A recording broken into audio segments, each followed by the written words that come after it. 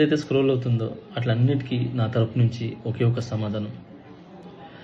న్యాయస్థానం మీద నాకు నమ్మకం ఉంది. న్యాయస్థానంలో న్యాయం ఉంది. ఆ న్యాయం ఉంది కాబట్టి ఈరోజు నేను నలుగురితో పని చేసుకుంటున్నాను. బయటకు వచ్చి నలుగురితో హ్యాపీగా ఉన్నాను. నా ఫ్యామిలీతో చాలా హ్యాపీగా ఉన్నాను. నా మనసుకు తెలుసు ఏం జరిగిందని. ఆ దేవుడికి తెలుసు, నా అంతరాత్మకు తెలుసు.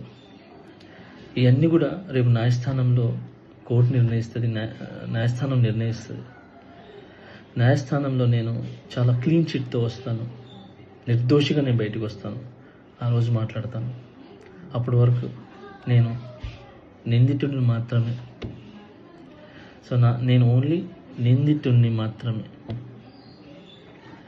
మీ ప్రేమ నాకు ఎప్పుడు ఇలానే ఉండాలి, ఇలానే ఉంటుంది.